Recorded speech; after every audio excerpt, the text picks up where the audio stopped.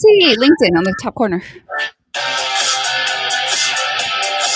Say again? LinkedIn, do you see it on the top? What can? LinkedIn, do you see it on the top I corner? don't see it there. Hmm, Oh no! that's interesting.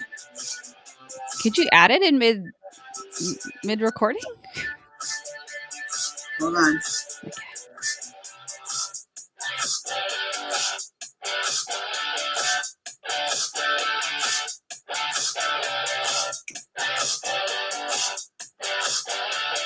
For some reason, it just got disconnected. Ah, okay. Hold on, I'm trying to log in now. Okay.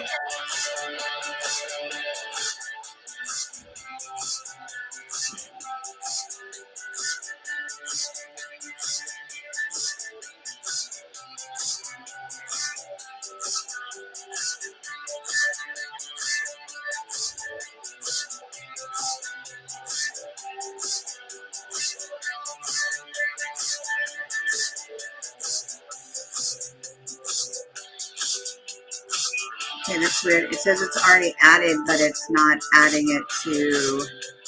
The live. Yeah.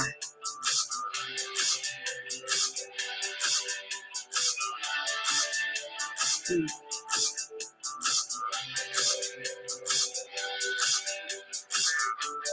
Okay, well, it says it's there now, so hopefully. Okay.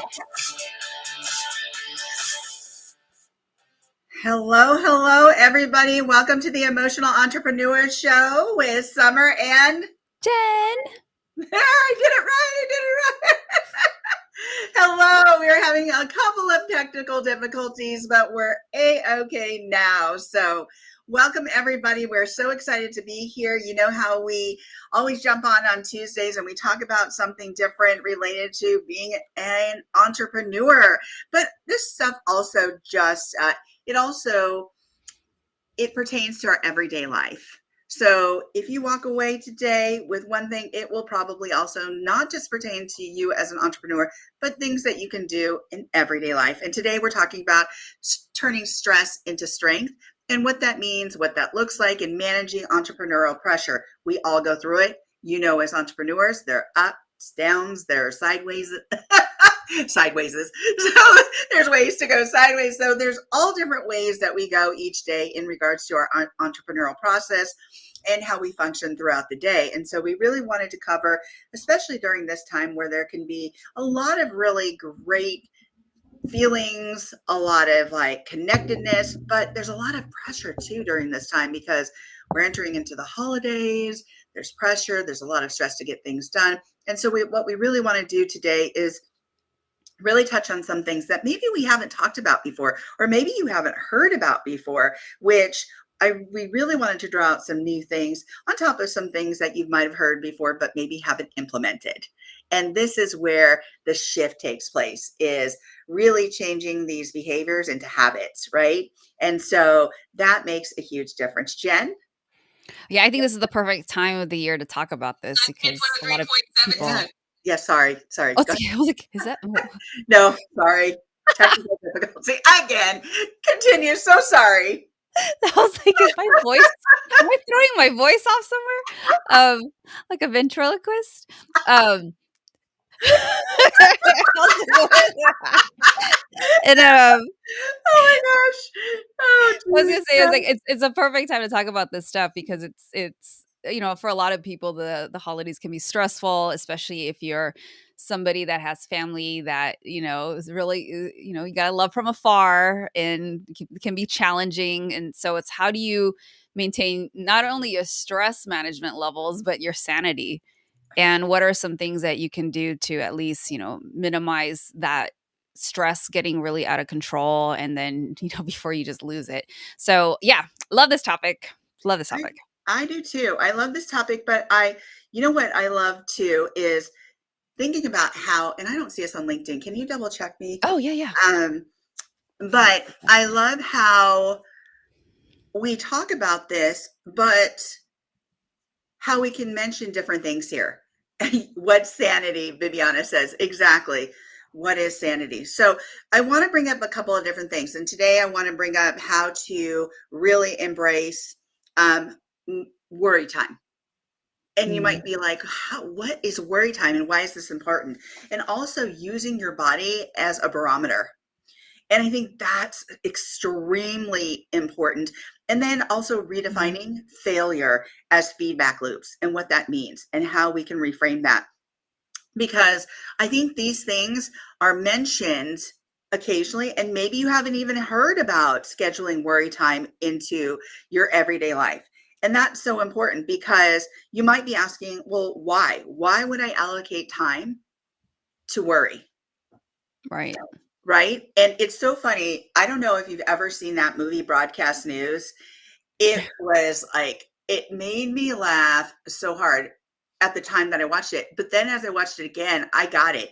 There was this one reporter, and every day she would go down to this dock and she would walk to the end of the dock and she would just stand there and she would just like be like, okay, I'm going to give myself like 2 minutes to cry. And she would just Every day? every day she would release this stuff and she would like go and cry and just be like, Oh, wow. and then she'd clean herself up. She goes, okay, I'm ready for the I'm day. ready. I'm ready. Let's go. It was like a huge release, right? Yeah.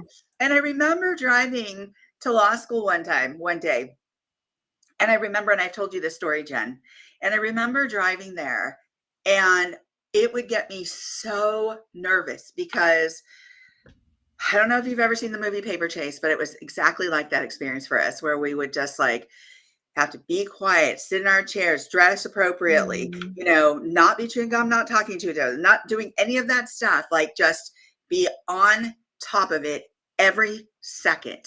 Right. And so I knew I was having to be on, and at any moment I could be called on, and he would like banter. The professor would like go back and forth with you for Right. like, I don't know, 45 minutes, an hour, and just you in front of the entire class.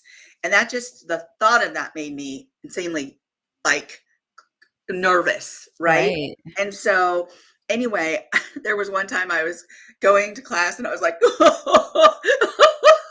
I was just crying as I was so nervous. And I'm like, Oh get it my all out gosh. now. Get it all out now. And Right. really, this worry time is to focus on your worries, writing them down, brainstorming solutions, and then having that opportunity to move on. But if you get it out, schedule a time, then you're not ignoring it. And that's what this is about. That's what this show is about recognizing your feelings, recognizing those emotions, and not ignoring them. Because if we ignore them, where are they going to go? Right. They're There's going no to, outlet. there's no outlet, but guess what? They're going to seep out in little ways throughout your day. Little ways throughout your day. It could be that you get upset with a customer, or you get upset with a peer, or maybe you take it out on a family member in some way, right?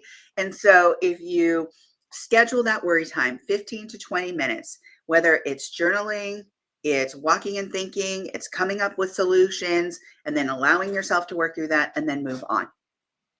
Your thoughts, Jen? Yeah. Oh, by the way, it's not showing up on LinkedIn. It isn't. Yeah. Okay. Okay. We'll just share it again. Okay. Yeah, I think I love that. It's scheduling worry time. I never called it that. But I like that there's a word for it, and it's super important to do that for outlet reasons, also to give yourself that permission. Like I had to do this yesterday, literally. Like I got through my meetings, and then yesterday I was like, I literally just closed the laptop and I'm like, I'm done for now. And then I was like praying and just crying, and like my emotions were like up and down and for all kinds of things. And I said, I'm just gonna be in this moment. And you know what? And then I journaled, and then I got on a phone call, and then that was it. I was done with it, and it changed everything because there was an outlet for it to escape my body and my everything, and Yeah. I felt so much better. And it's so important that we do that. I know oftentimes we feel like, oh, I'm going to be strong, and I can get through this, and you can. But I think it's there's a difference between saying there's worry time versus I'm going to dwell in it. Yes. I'm gonna like sit in this for days and weeks and just drag it out. And I mean, that's you don't want to do that. You Yeah. do want to give yourself the Yeah. permission to experience that and just scream, take a walk, whatever it takes, Yeah. work out, punch a punching bag, whatever it is. Yeah. But you have got to let it out. It's okay to cry. It's okay to scream. It's okay to let that frustration out. But then the next question is, you guys have heard me share this. The next question is, okay, how long do you want to stay here? Are we Yeah. done? Did you let it out? Okay, let it out, get it all out, however form that needs to look like for you. And then it's like, it's done. I'm done. Like the lady, she was like standing there crying and she gave herself 2 minutes. And then it's just Yeah. like, okay, I'm ready now. And it's that decision point where you say, I'm done. Let's move on. Okay. And I think that's what's so important is that you make that intentional decision at that point, and then you say like, okay, I'm ready to move on. And here's the interesting thing too. Yesterday, as I was literally going through this process, interesting, this is our topic for today. I'm trying to remember what I did. So I did the meditation. I started responding to people's posts Mhm. on social media. And then I just got inspired. Then I was getting encouraged. Then I saw that I won this contest. I won that's a whole other story. I won a contest because I made the What? most creative reel for that event I went to in Florida. And yeah, because I'm competitive and I was like, I'm winning this. Oh, no. I took so much footage. Oh my gosh. I took all this footage. I put this, it was due like on Monday, the Monday night after I came back from Florida last week, and it was like 2 in the morning. I finished like uploading it, everything. I was like, "I am winning this, dang it!" And Oh my and I goodness. did, and I did, and I Good for you. even at the event, I was taking a crap ton of like B roll and stuff, and Yeah. my other friend that was with me, she's like, "You're getting a lot of footage." I was like, "Cause I'm gonna win this thing." I, I'm going to win this thing, dang it. Yeah. And so, I found out I won the prize for that. And it's, I don't even know what it is yet, but I know it's going to be good because I know who's in charge of this whole thing. And then just other things were happening. And it was so interesting. It was like back to back to back, like good news was popping up. Oh, a client sent money in for a project. So it was like, that came in, another check, Yeah. royalty check from one of the books came in. And then Good. it was like, it was just so pivotal. Like Yeah. I was just witnessing it, that after that happened, it was like boom, boom, boom, like things were, and then my spirits were lifted. And it was just that trajectory of, deciding, and maybe those things didn't happen. It was over the top. It was really great. But Yeah. even if it had just stayed at the level where I'm saying encouraging things to other friends online about their posts or their wins, and that's another thing too, I think is so great. If you feel you're not winning right now and you're just in this funk, go to your friend's post and celebrate other people's wins. Yeah. Your own energy will be lifted. You will start to see like, you know what? If it's not happening for me, maybe I at least I can, be encouraging to some other people. Yeah. Okay, they just did this podcast. Okay, they just, spoke here, or oh, they're celebrating their kids' graduation. Like whatever it is, you just have to put yourself in that frame of mind where that energy is going toward things that are positive, and Absolutely. moving away from your own crap. I Yeah. know that has always worked for me.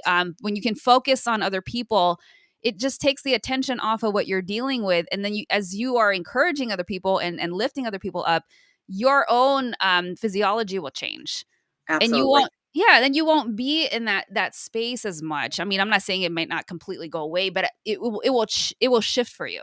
Yeah. Oh, absolutely. So I want to read a couple of the comments here. Yeah. Bibiana says, I'm Lynette a and Mike and yeah, Bibiana. yeah, hey everyone. She said, I'm a huge advocate of primal screaming, but it's best if you don't have neighbors because it can kind of get weird. Oh, yeah. Um, I we I talked about agree. like screaming Mhm. during our counseling, uh, teachings and learnings. It's pillow screaming, right? Like get a pillow and scream into the pillow, right? And so Mike says, as a pastor and coach, one of the things I teach and coach people to do is lament, to cry out to God with one's fears, Mm, angers, and frustrations. And absolutely, there are all different kinds of ways of doing this. And if you're spiritual, religious, and that is something you could absolutely do. It's funny, and I'm going to mention this here. As I was going through my clinical training as a doctor of clinical psych, I was working in one of the biggest lock facilities in the state of California. And one of the leads, doctors, NDs, um, he would omit, religiosity. He would omit like somebody's spirituality. And I was thought, well, mm, why are we omitting this? Because this can really be something important to to that person's family, to getting them through difficult times, right? And so there's multiple reasons why clinically he would teach that, because a lot of some folks who have mental health issues will perseverate on religious factors, on religiosity. mm. And so they will believe that they are Christ, or that they are the devil, or they are, and so I think he wanted to pull away from that. However, there's a difference between that and that somebody who is spiritual, where that's actually going to help them through this difficult time. And Right. so I'm glad that you mentioned that, Mike, because there's something that's for each of us is different. And we do need to be present with human beings that, incorporate different things into their life that help them maneuver through these challenging times. And when I want to point this out too, when I mention worry time, whatever you want to call it, lamenting, worry time, give yourself a specific time frame. 15 minutes, 20 minutes. That is it. That's And crucial. it's Yeah. crucial. Identifying the feelings, being able to work through those feelings, having some modalities to work through those feelings. Maybe it was for that woman in that movie going out to the end of the pier and crying. For me, the day like driving to law school, my law school class, and being in the car and knowing I have this time to get it all out. Because when I get into that classroom, I need to be present, I need to be ready, and I need to be primed for whatever's going to happen in there. Right. Right. So I gave myself that time, and I didn't stay there. It was kind of like I mentioned before, having a loss that was meaningful to me. And I gave myself that day to really be in the feels, right? And being able to address them, talk about it, and then knowing that if I stayed there, it just wouldn't be a good place for me. Like, that's not really who I am. And if I'm there, worry. If I'm there for a long time, worry, because I'm not there. I never get there, right? Right. It's very rare. And so, but when I do, I give myself a specific amount of time. Yeah. And so even like with that funny example about, Eddie Van Halen and being a part of my life and loving Van Halen and that music, and it just really being impactful for me. And I was telling my husband, I don't know why I feel this way. Oh my gosh. And it really was like this weird cloud over me, like for a day. And I'm like, I just don't feel this way on, like, this is really bizarre. But it just is something that really just kind of sunk into my soul and spirit, because it Mm. was something I grew up with, something that Right. brought a lot of memories with it, right? And so I was like, I'm giving myself one day, one day. So when we talk about worry time, please be specific about that time.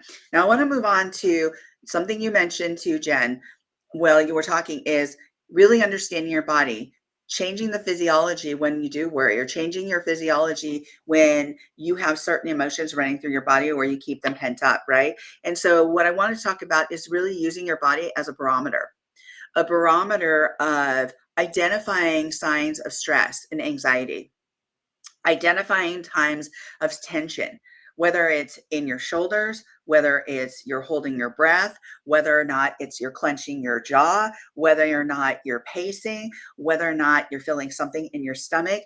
Recognize the feelings, the changing of feelings in your body. And I think a lot of times people pass it up. People pass it Mm. by or swoop it away, right? And I think it's really important to use your body as a barometer of what's going on, so that you can recognize it. Again, the emotional entrepreneur is about recognizing first those feelings, and understanding them, coming to an understanding with them, and then working through them. And some of the things that I want to suggest in regards to working through them is doing some, maybe if you do clench your jaw, do some jaw exercises, massage your jaw. If you are holding your breath and doing more shallow breathing, we've been through this before. Do some box breathing where it's 4 seconds of inhalation and then 4 seconds of holding and then 4 seconds of exhaling, right? And we've been through that exercise. We actually took you through an exercise during one of these episodes. So, really using your body as a barometer for understanding and recognizing what's going on in your body is so critical to releasing what's going on as well, but understanding that, oh, okay, I'm feeling a little stress in my shoulders, then maybe I'll just do some exercises and really, like squeeze my shoulders back and down and relax and just try and work that out, whether or not it's walking for a couple of seconds, whether or not it's like clapping your hands, just bringing recognition to that frontal lobe and saying, oh, okay, I'm thinking about this, I'm understanding it, I'm recognizing and doing something about it. Jen? Yeah, I love the breathing one. I do that one very often. Yeah. Actually every day. Because especially when I'm about to pray or meditate, it just really just slows everything down, Yeah. and your heart rate goes down, the stress level goes down. It also just takes some mindfulness to, like, okay, I'm going to shut everything else off for now. Don't look at the phone, the computer's off, no multitasking during this time. And then it's just another way of, like, okay, I'm going to be present. So it's being present with yourself. And, also for me, it's, being present with God if I'm praying, and just really being in that moment of, like, okay, breathing, and then, like, okay, well, what's really going on here, and I just start thinking about, like, okay, am I really angry about the current situation, or is this a trigger of something else? There was a root cause, so I start to think of that. And sometimes you don't even have to think that deep. It's whatever, however you want to use that time, but the point is to just use that breathing to just slow everything down, because I think it's a natural tendency for us to be in these stressful situations. Then we tend to just want to run faster and faster, Yeah. when really it should be the opposite. So you just kind of just take a beat, take a pause, and be like, okay, what the hell's going on here? I'm about to lose it. It's like, and Mhm. then that's when I'm just like, I don't care what I'm in the middle of. Like, if I can find a safe point of stopping, like, the work, like, of course, if you're in a groove, I, continue it. But when I can find a safe time to just stop and pause, and it's not going to disrupt a lot of things, I will walk away from things. I will walk away from the computer. I will just be like, I have got to slow down right now, because I'm so angry, or I'm feeling it, something pissed me off, whatever it is. But then when I breathe, and I go through that, and I'm slowing down my heart rate, I'm slowing down the breathing, I'm bringing oxygen into to my brain and my heart. At a physiological, biological level, you're already helping yourself a ton. And then when you can recognize, like, okay, well, what's causing this? All right, how can I handle this better? I'm always doing, like, reflection and whatnot. But whenever that's done, I always feel so much better going back into, like, okay, now I'm ready to go back into this. I'm not so mad anymore. And I feel better. At least, my body, my heart rate has slowed down, and I'm not as, I calm down, and Yeah. I'm ready to go back into it. And then even sometimes, often it's more energized. So I love that you're bringing, tips about the physical component. Yeah, you know what? I'm going to touch on a few things that you mentioned. And before that, I want to just read this from Bibiana. There's a saying right now, say it with your whole chest. I think that's the Mm. heart of it, to feel the feeling. And that is it, right? And this is what I want to touch on. You had mentioned really understanding the physiological of what's going on, right? And using your body as that barometer. So you touched on, your oxygen level and bringing that oxygen back into your brain, right? So when you start breathing versus that shallow breathing, and you're doing that deeper inhale, that longer exhale, that holding your breath, then that deeper inhale, you're actually oxygenating your body. So, like you're saying, at the molecular level, you're influencing what's going on with your body. So when we hold those shallow breaths, those breaths really are about life. They're about what's happening at a cellular level. Then, when you think about it too, when you're racing and you're slowing down, you're impacting your heart, Right. right? And then you're also impacting your lungs. So, if you're shallow breathing, you're not getting a full expansion of air in your lungs. So, when you think about it from a physiological cellular level, and you're thinking about it from organs, just how you're impacting your organs, we've mentioned, your heart, your brain, your lungs. That's huge. So when you correlate that with good health, and if you're keeping things in, if you're clenching your jaw, if you're shallow breathing, guess what? Your heart isn't running the way that it needs to. Your oxygen level isn't where it needs to be. Your lung expansion isn't where it needs to be. So all these things that we're mentioning are correlates to better physiological health, right? We're trying to help you support that. And so use your body as a barometer for understanding where you are in regards to your emotions and what you're feeling, and sit back and understand how you can reset that. You reset that barometer. The next step that I want to really touch on today is how we redefine failure. Me, Jen, you know what I say about failure. It's not failure, it's a misstep, right? Right. But more than that, I want you to think about this in a way where you're really shifting your mindset, where you're looking at these steps, or what you consider failure, as data points for reflection. And so, where you start thinking there was a point of failure, what was that data that you're collecting right there to maybe assume that, or to, prove that? And more importantly, what can you learn from that? They are points of value. They are lessons to be learned. So it's not something to perseverate in relation to, yes, we can fail forward as well, right? And I just call them missteps because I don't ever think of a failure as a failure. I think of them personally as wisdom, to grow from. So, what are your data points there? What are your points of reflection? Thank you so much for your suggestions. I love fail forward too, because it's Mm, really like stepping forward, right? And right. what are you what are your next steps? What are the wisdom that you're taking forward with you? Jen? Yeah, I think it's important to ask yourself, how are you defining failure? If you're looking at failure as something negative, then Yeah. you're already setting the tone and you're manifesting it to be something bad. But if Yeah. you're looking at failure as a part of the entire process, like if you think about spiritual laws and you think about the law of polarity, one side cannot exist without the other. There's dark, there's light. There's big, there's small. There's good, there's bad. So if you're looking at success, success in itself cannot exist without failure.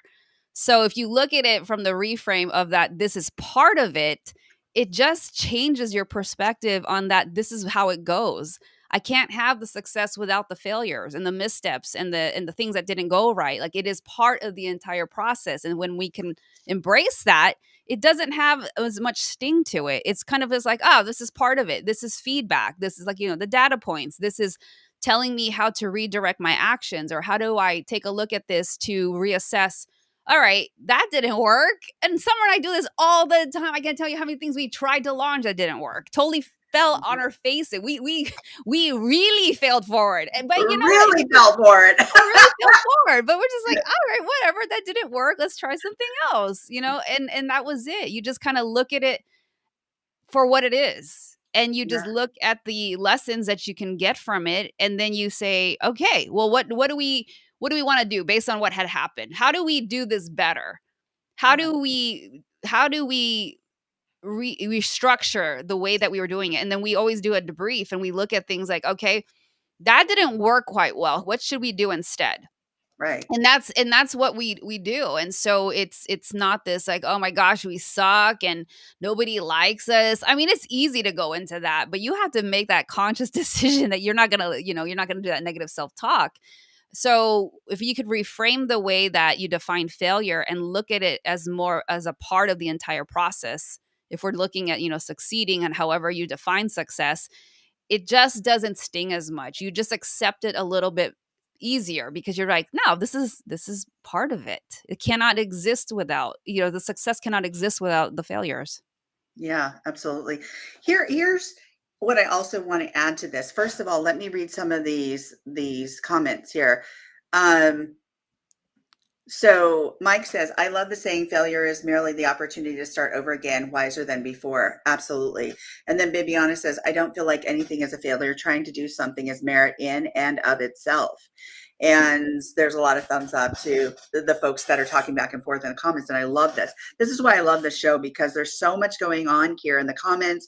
There's so much participation and there's so many great tips and support here. And a couple of things that I want to mention here is what we consider how we redefine our missteps or these failure loops, right? And it's, yeah, there is that law of polarity of good and evil, of feeling common and then anxious, right? And yet we're always going to have those things to a degree in our lives, right? Yet it's how we, one, think about it and how we wrap our heads around it. And it's also how we respond to it versus react to it. And I know I mentioned this a lot, but there's a difference between the response and the reaction. A reaction is just something that is quick, it's not thought out, it's reactive, right? And so a response, though, is really taking that deep breath first before you make the action or create the action of whatever you're doing as a response to whatnot, right? This X, right over here. And so that response also includes, what do you want to gain from A, B, or C based on that action? Right? What is Right. the end result? And so I think a lot of times that can be hard, but here's the wonderful thing. When you start putting these tips into practice, guess what? They will eventually become a habit. So rather than reacting, you'll respond, and think about, what do I want to achieve from the next action that I take? The next step that I take? How am I going to reframe this? And yes, we're all human, but the more, and trust me, I've worked with some people who have been in the most dark states in locked facilities based on being suicidal, homicidal, and gravely disabled. And let me tell you, when they implement some of these things that we're talking about, although they might seem very basic and very simple, sometimes it's important to start at the foundation of where this all begins and how we can start with simple steps. We're not asking you to start huge and take it all on today. Baby steps, small steps. And that's why we like to go over a few things during the shows, because it is important that we take small steps and we continue to do them. Write them down, remind ourselves, how are you going to do it? And do things that work for you, that Right. you're actually going to implement. Because what Jen does may not work for me, but what I do may not work for Jen. So do something that also works for you. So Jen, what is your nugget for today?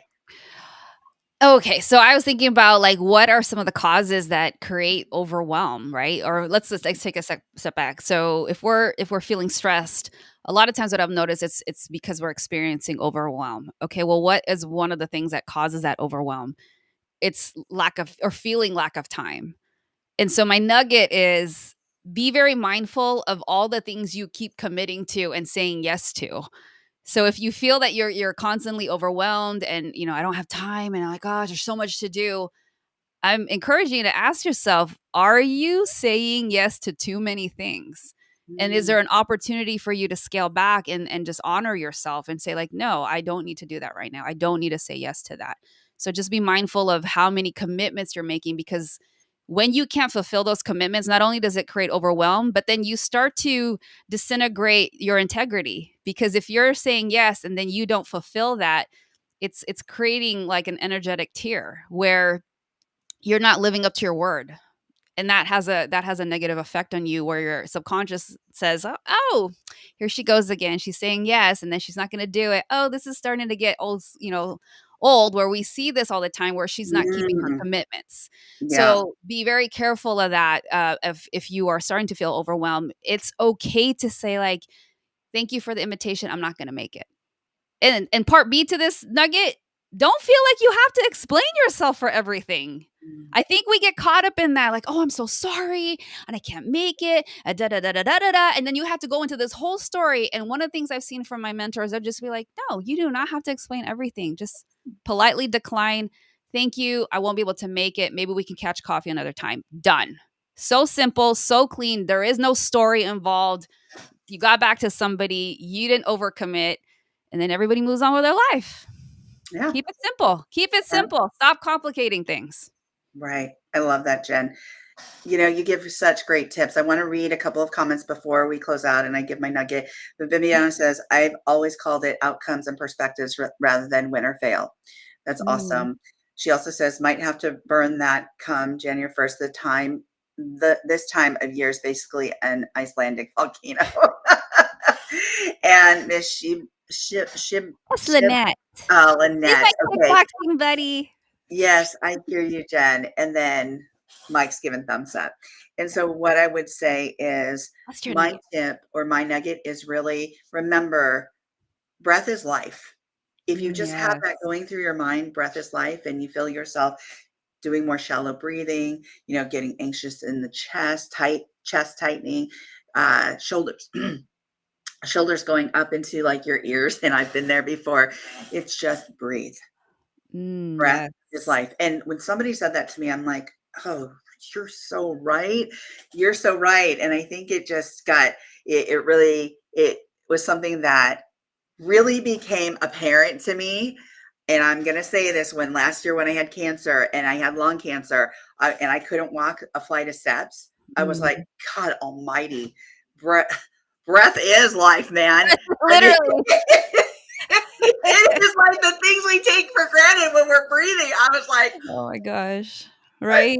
God, right? So it's like, remember to breathe, breathe, breathe. So with that said, just keep these tips on the forefront of your mind.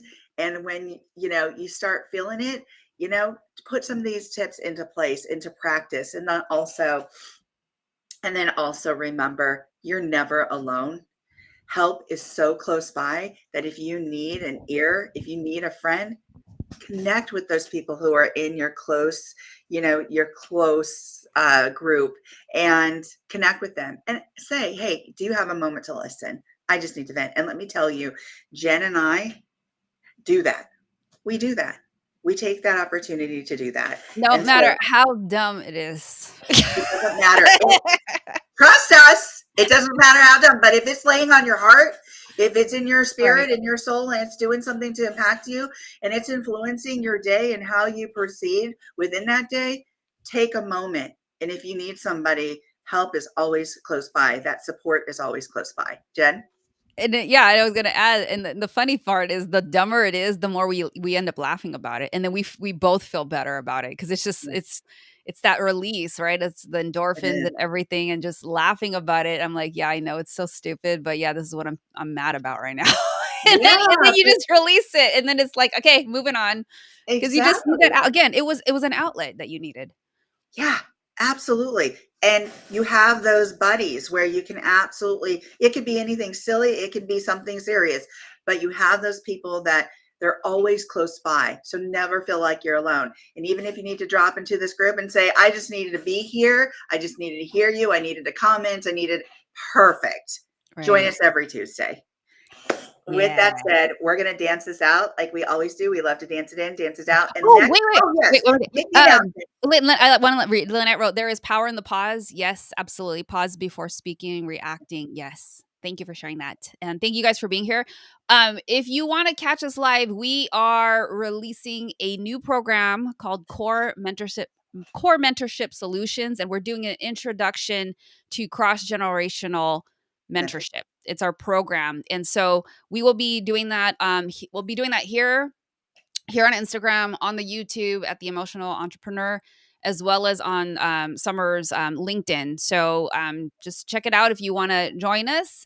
We'd love to have you there so you can find out more about what we're up to. Yeah, that's tomorrow, right, Jen? Tomorrow at 2 Yeah, p.m. Eastern 2 Standard p.m. Time. Eastern. Yeah, Yeah, 11 which makes it Pacific. 11 p.m. 11, right? 11, 12, 1, 2. Yeah, 11 Pacific Standard Time.